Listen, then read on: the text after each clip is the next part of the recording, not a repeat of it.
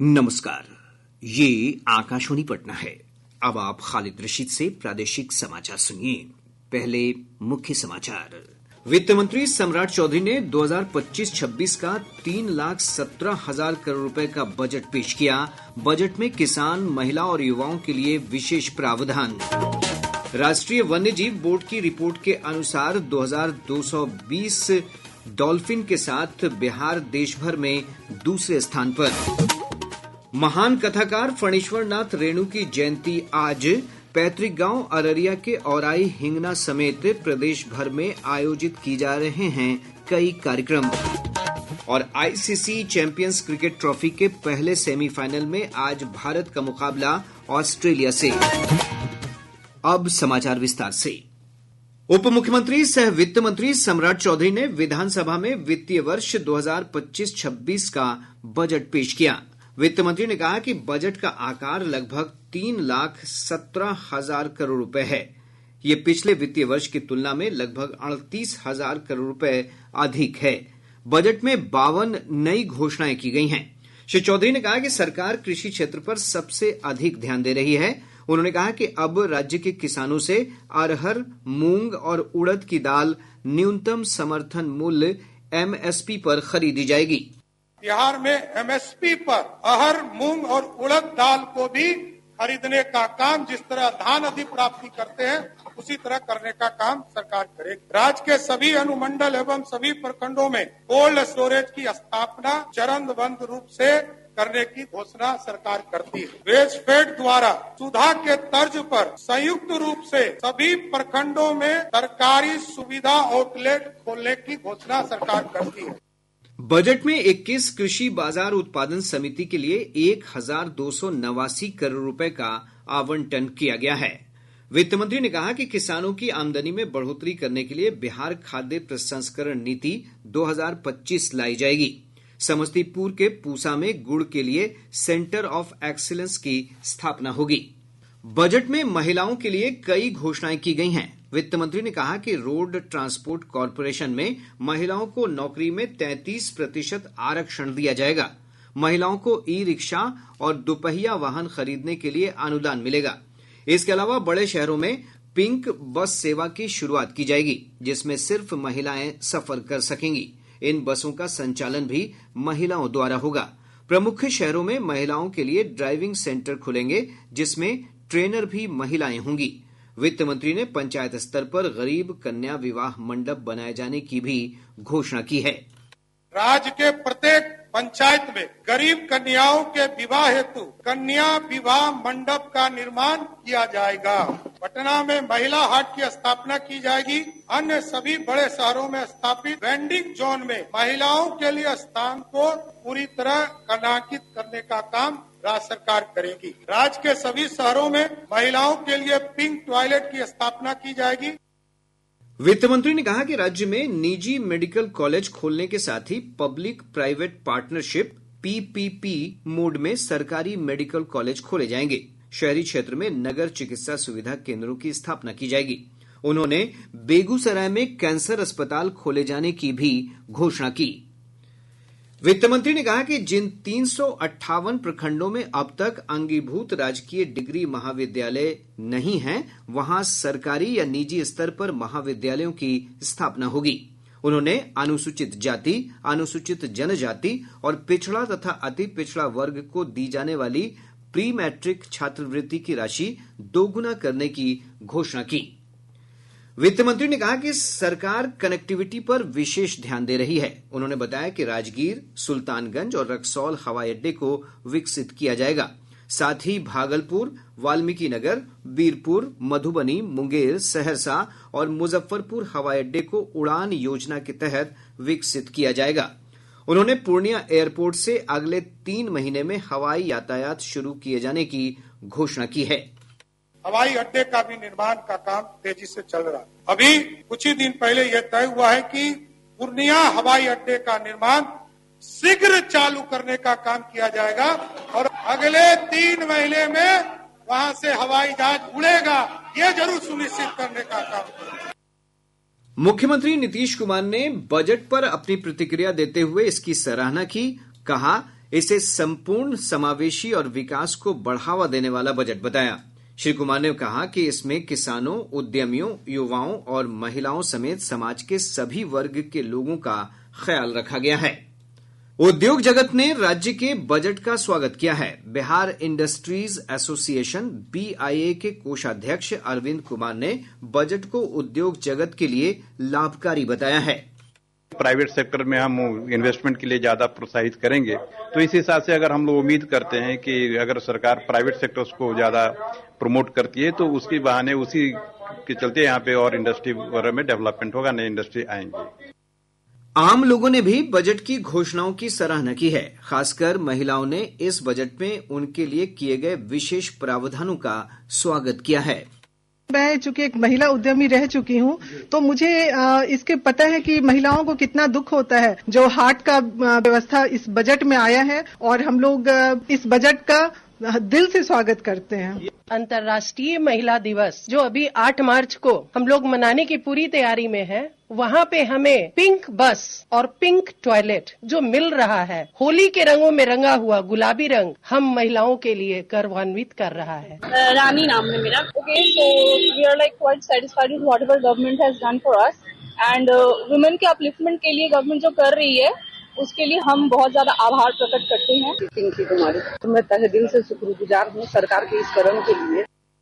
इधर राजद तथा कांग्रेस समेत सभी विपक्षी दलों ने बजट की आलोचना की है। नेता प्रतिपक्ष तेजस्वी प्रसाद यादव ने कहा कि बजट में कुछ भी नया नहीं है। उन्होंने बजट में विपक्ष की मांगों को अनदेखा करने का आरोप लगाया। कांग्रेस के प्रदेश अध्यक्ष अखिलेश प्रसाद सिंह ने बजट को उम्मीद के प्रतिकूल बताया है। वामपंथी दलों ने भी बजट की आलोचना की है। विधानमंडल में आज राज्यपाल के अभिभाषण पर चर्चा की जाएगी। आज ही राज्य सरकार इस चर्चा का जवाब देगी। विधानमंडल में कल बजट पर चर्चा होगी। 6 मार्च को सरकार बजट पर चर्चा का उत्तर देगी।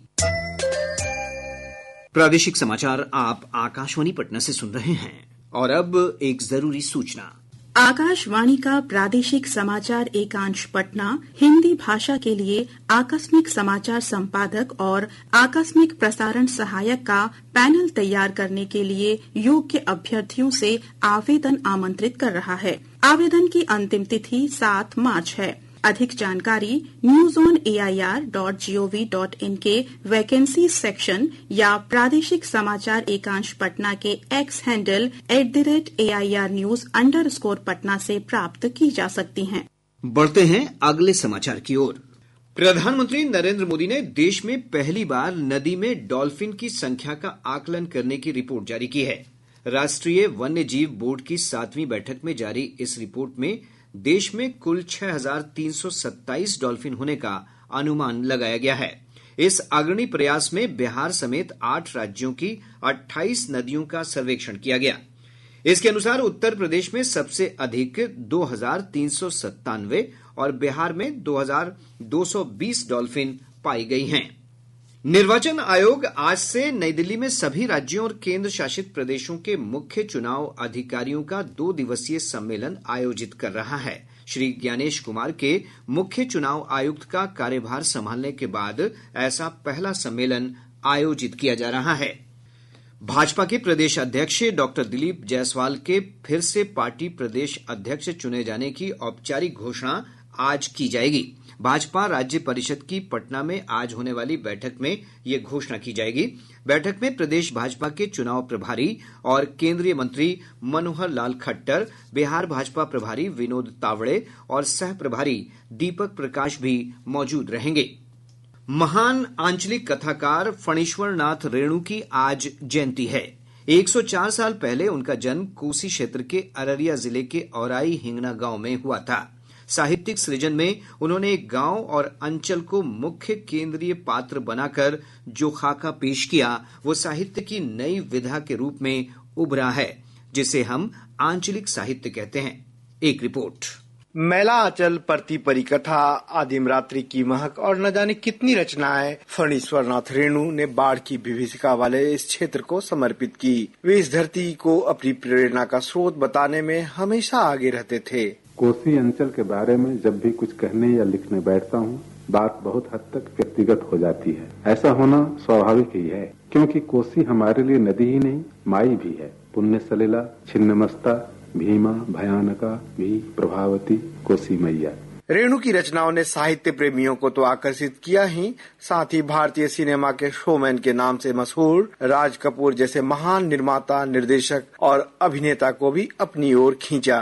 रेणु की रचना लाल पान की बेगम को राज कपूर साहब ने सिल्वर स्क्रीन पर उतारा।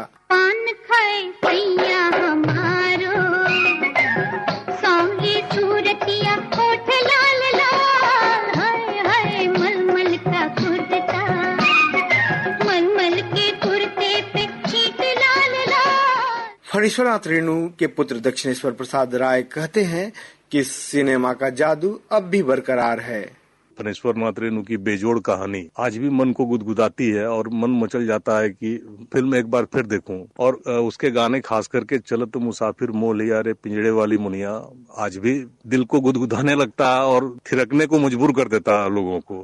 चलत मुसाफिर मोह लिया रे पिंजड़े वाली मुनिया। कोसी की उर्वरा धरती से निकले माटी के इस लाल ने पलायन का दर्द, कोसी क्षेत्र की समस्या, सामाजिक ताना बाना जिस रूप में पेश किया, वह उनकी लेखनी का जादू था जिसने सबको कायल किया। धर्मेंद्र कुमार राय, आकाशवाणी समाचार, पटना। लाली लाली दुनिया में लाली रे दुल्हनिया, पिया की पियारी भोली भाली रे दुल्हनिया। फणीश्वरनाथ रेणु की जयंती पर आज प्रदेश भर में कई कार्यक्रमों का आयोजन किया जा रहा है। इस अवसर पर कला, संस्कृति और युवा विभाग, बिहार संगीत नाटक अकादमी और बिहार हिन्दी साहित्य सम्मेलन की ओर से पटना में विशेष कार्यक्रम आयोजित किए जा रहे हैं। दुबई में आईसीसी चैंपियंस क्रिकेट ट्रॉफी के पहले सेमीफाइनल में आज भारत का मुकाबला ऑस्ट्रेलिया से होगा। यह मैच भारतीय समयानुसार दोपहर 2:30 बजे शुरू होगा। वहीं दूसरा सेमीफाइनल कल लाहौर में दक्षिण अफ्रीका और न्यूजीलैंड के बीच खेला जाएगा। अब पटना से प्रकाशित प्रमुख समाचार पत्रों की सुर्खियां। आज के सभी समाचार पत्रों ने बिहार विधान मंडल में पेश किए गए बजट और आईसीसी क्रिकेट चैंपियंस ट्रॉफी में भारत और ऑस्ट्रेलिया के बीच सेमीफाइनल मैच की खबरों को प्रमुखता से प्रकाशित किया है। और अब अंत में मुख्य समाचार एक बार फिर। वित्त मंत्री सम्राट चौधरी ने 2025-26 का 3,17,000 करोड़ रुपए का बजट पेश किया। बजट में किसान, महिला और युवाओं के लिए विशेष प्रावधान। राष्ट्रीय वन्य जीव बोर्ड की रिपोर्ट के अनुसार 2,220 डॉल्फिन के साथ बिहार देश भर में दूसरे स्थान पर। महान कथाकार फणीश्वरनाथ रेणु की जयंती आज। पैतृक गांव अररिया के औराई हिंगना समेत प्रदेश भर में आयोजित किए जा रहे हैं कई कार्यक्रम। और आईसीसी चैंपियंस क्रिकेट ट्रॉफी के पहले सेमीफाइनल में आज भारत का मुकाबला ऑस्ट्रेलिया से। इसके साथ ही आकाशवाणी पटना से प्रसारित प्रादेशिक समाचार का ये अंक समाप्त हुआ। आकाशवाणी पटना से अगला समाचार बुलेटिन दोपहर बाद 3:10 पर प्रसारित किया जाएगा।